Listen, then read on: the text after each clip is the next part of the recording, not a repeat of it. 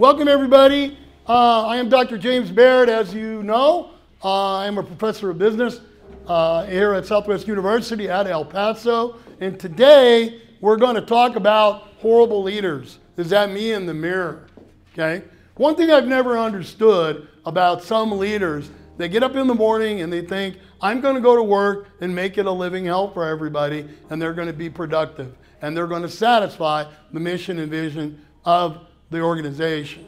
Nothing is further from the truth than that, okay? So, looking for leadership, and that's what people are always doing, looking for good leaders if they're smart. It is important to realize just because someone holds a leadership position does not mean they should. And we've all had that experience. In other words, not all leaders are created equal. The problem many organizations are suffering from is a recognition problem. Okay? They cannot seem to recognize good leaders from bad ones. So, what questions should we be asking ourselves? Okay? Bad leaders are everywhere. And it's almost like a plague has been put upon the business environment of the world. And we see that. You can go to whatever news site you usually go to and read about some leader that's done something they shouldn't be doing. Okay? What does a horrible leader look like? Okay? What are the attributes of these bad leaders? What exactly do horrible leaders do?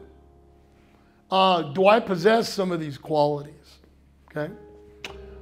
How do I avoid becoming a horrible leader? And that's a huge one. Horrible leaders, unfortunately, or fortunately, depending on your outlook, they don't last. Not in the long term. What do I need to do to transcend to the next level and not copy poor behaviors of horrible leaders? One of the things very early in my career, when I became a shift supervisor after I finished respiratory school, one of the things I decided was there are certain leaders I'm not going to be like. And then I had some good leaders, like Mike and Mark. They were really my first supervisors in a real job, and those are the ones I wanted to be like. Okay? Leadership assessments. I'm not a big person on leadership assessments, so they're not going to get a very good rating for me. Okay? The good news is there's a better way to assess leadership ability. The problem with some of these assessments is that they're old. From the 1920s and 30s, I'm pretty sure things have changed since then. If you really want to determine someone's leadership prowess, give them some responsibility and see what they do with it. Okay? That's an awesome way to do it. And I learned that very, very early. I learned that from my first department head. I learned that from him. Give him some responsibility and then watch. That's exactly what I did. And it works. If your enterprise has trouble identifying leaders or has a shortage of leaders, you do not have a testing problem. You have a leadership problem. Big time. I can learn more about somebody's leadership potential by doing True Colors, which is actually a personality quotient, not a leadership assessment. Good news is there's a better way to assess this. Like we said, give them some responsibility. See what they're doing. Okay? And that's a coaching opportunity. Oops. That's a coaching opportunity to help them. Anytime you have somebody that's not doing what they should be doing as a leader, that's a coaching opportunity for you. And as I've said before many, many times, coach them up or coach them out. Okay? Horrible leaders fail to lead themselves. That's a big one, and we see this all the time. A leader who lacks character or integrity will not endure the test of time. No way. It does not matter how intelligent, affable, persuasive, or suave you are. If you are prone to rationalizing unethical behavior based upon current or future needs, you will eventually fall prey to your own undoing. I call that karma, and I've seen karma in action. Okay? And here's the thing about karma. If you put out bad karma, you get bad karma back. If you put out good karma, you get good karma back. Okay? Optics over ethics is not a formula for success in the long term. And what we mean by that, Doing whatever you have to do, no matter how unethical or illegal it is, to make money is not a good way to lead anybody. Horrible leaders practice a one-size-fits-all leadership style. One thing I've learned, guys, is that almost every person is an individual, and we may have to lead them a little differently. And it's true not only in their personality and character, but also it could be gender specific, it can be culture specific, it can even be geographic area. Horrible leaders are not fluid or flexible in their approach. You have to be, okay? I'm a servant leader. I stay a servant leader most of the time, but I can go into charismatic leader if I need to. I can go into the different leadership styles if I need to. Now, I'm not going to stay there. I'm going to stay there for the situation. Fix it, and then I'll sink right back into servant leaders. They do not understand the power of or necessity for a contextual relationship. Okay, leadership is a relationship. Now, I'm not saying make them your best friend, but what I am saying, we're at work more than we are anywhere else. Okay, and it's a relationship between the leader and the employee.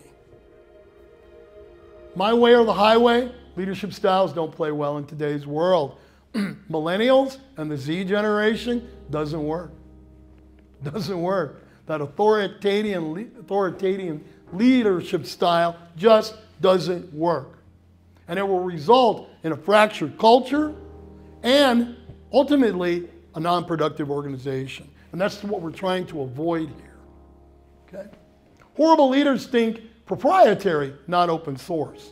Okay? They're saying, oh, no, we belong, this is ours. This is ours, we're keeping this. Even though you did it, we're going to take credit for it and take it away from you. Don't think proprietary, open source. Control, not surrender. I don't like the word control, and I know most people don't like the word control. Does anybody like to be controlled? No, the answer to that is no, okay? I'd like to change that to accountable. Hold them accountable. They're working for you. You're paying them. They dictate, not collaborate. And that's the big thing. We need to have a collaborative organizational environment to be successful. Especially today, when we're in one of the most competitive environments ever in the history of business. Horrible leaders feel it's all about them. It's me, M-E, my enjoyment. They don't care about anybody else. Horrible leaders do not understand the concept of service above self.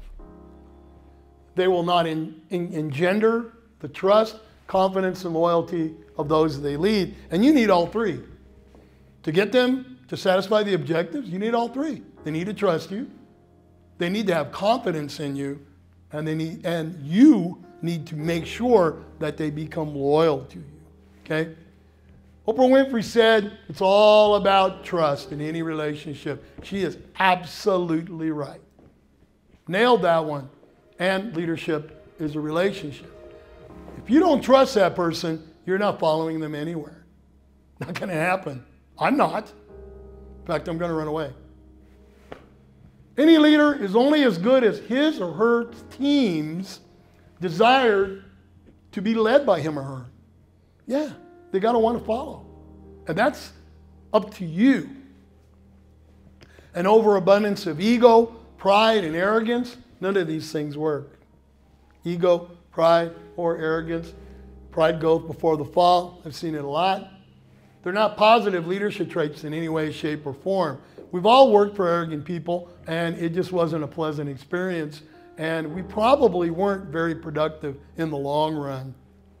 Horrible leaders take the credit, give the blame, and not the other way around. One thing they do, they'll take credit for what you did. That's a horrible leader, big time. Big time. Okay? And they give the blame. Never, never, never, never, never at an office meeting blame people. No. We're in this together, guys. We're going to sink or swim. We'll fix it. The question should be, how do we fix it? Not whose fault it was. Okay? If a leader receives a vote of non-confidence from their employees, game over. Game over. I'm not confident they can take us anywhere. You're not following them. And you're not going to be loyal to them. And you're certainly not going to trust them. Leaders who cannot see it, probably not find it. Probably will not find it. Here's the thing about that. Okay? They have no vision. As a leader, you have to have vision.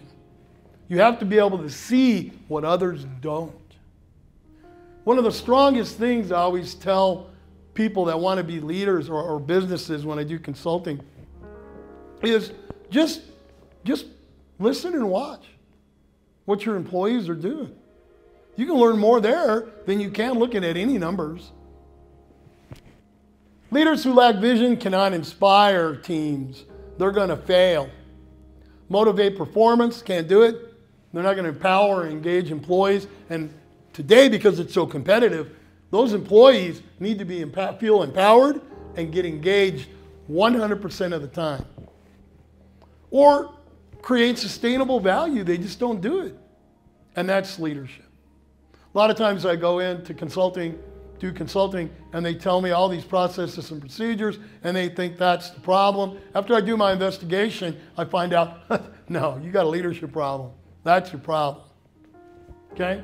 Poor, tunnel, or non-existent vision, and vision that is fickle is a clear sign of a horrible leader. And one of the worst things you can do is, it's an old saying, changing horses in midstream. You know, you've got them running in every single different direction, okay, instead of staying on the true, steadfast path. What that tells me is that you don't know what you're doing. Yeah, you have no idea what you're doing. And you may have a planning problem. You don't plan very well. A leader's job is to align the organization around a clear and achievable vision. This cannot occur when the blind lead the blind. Okay? One of the things that you've got to remember, it's got to be achievable. We're going to increase sales 100% in 2 weeks. That's not achievable. Not in today's environment. Not going to happen. It's got to be achievable, because what's going to happen if you make it unachievable, they're going to give up and disengage. How to spot a horrible leader. They use threats and punishment. I call that the police officer. Yeah, that's all they do. They threat and they punish. You know, that stops working about 5 years old. Yeah. And it's certainly not going to work with the millennials and the Z generation. It ain't going to work. Okay? Use of fear taxes. Us against them. No, it's not us against them. It's just us. Yeah. It's not nursing against radiology. No, it's just all of us trying to take care of the patient. It's kind of like here. It's not faculty against admissions.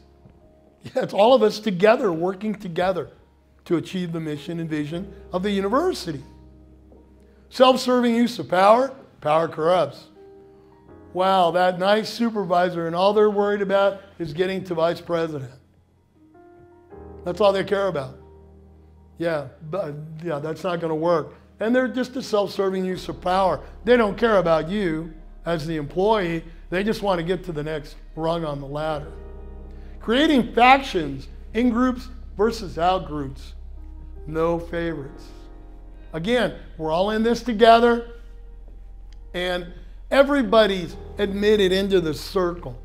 We have a nice circle, and everybody's allowed into that circle. So we can all trade ideas and innovations and creativity and fix whatever's going on. Unclear expectations. Have you ever been in a meeting and gone, huh? What? It is your job as the leader to make it perfectly clear and to communicate what needs to be done. How do you expect them to be successful and complete the objectives if they don't understand it? You know, and I'm an orange-green personality, so I'm the one that raises their hand and goes, I don't get it. And that's not pushback. A lot of people say, oh, that's pushback. It's not pushback. They need clarification. And as a leader, that's your job to clarify. So they know what they need to do day in and day out to be successful. They're successful, organization's successful. And use of intimidation, bullies. Okay, now, corporate bullying has become a big thing, and it's cost companies millions of dollars because the employees have sued. And it can even be deemed as criminal behavior. So be real careful with this. It doesn't work anyway. It just doesn't. Intimidation doesn't work. Horrible leaders fail to communicate. Every time I do consulting, I ask them, tell me 3 things that you think are wrong with your organization. Almost every time they say communication. That's your job. I say in my head, I don't say it out loud, but I go, that's your fault as the leader because you're not communicating correctly. When leaders are constantly mystified by those who do not seem to get it, there exists both a leadership and communication problem. Okay, they don't want to explain, and guess what? As a leader, that's your job. Leaders do not have the ability to communicate effectively across mediums, constituencies, and environments. You have to be able to do them all.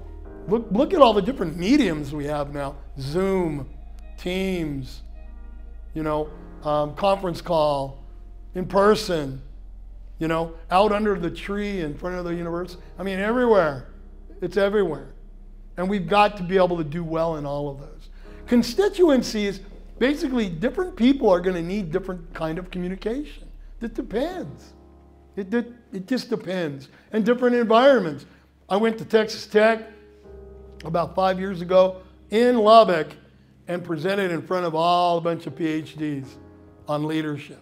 I had to communicate much differently because of that. And I knew that. Because these were content area experts, all of them. They were all doctors. So whatever their content area was, they knew what was going on. Leaders do not have the acumen to be an active or fluid thinker, and they do not have the capacity to know when to dial it up, down, or off. Here's the deal. Sometimes people need help, so you got to dial it up. That's a coaching opportunity. Okay? Other people have been doing it for a while. They don't need, every once in a while, they need a little direction, so you give it to them. And then some just don't need it. They don't need it. Yeah, they're content area experts. They know what they're doing. They fly, and you've got to let them fly. The inbox slave. Communication is the lifeblood of any organization. We know that. Horrible leaders seem to be very comfy behind mobile or desktop devices. The best communication is in person. Okay? We can't always do that. So if we're on Zoom, we're on a conference call, we have to be extremely explicit about what we need from our employees for them as well as the organization to be successful. And they like to communicate in this medium, email or text. That can be particularly ineffective. We all have that friend who will send us an email or a text and you'll be like, what in the world does this mean? And it can be interpreted 50 different ways. That's a problem. See, when you're talking to somebody in person, you have the opportunity to say, I don't understand, what do you mean? Sometimes with these other ways, you don't have that opportunity, okay? And it's ineffective, especially when there needs to be interaction. When something's happening and you really need to make them understand what's going on, that's very important. Communication that could take 3 minutes in person, phone, or webinar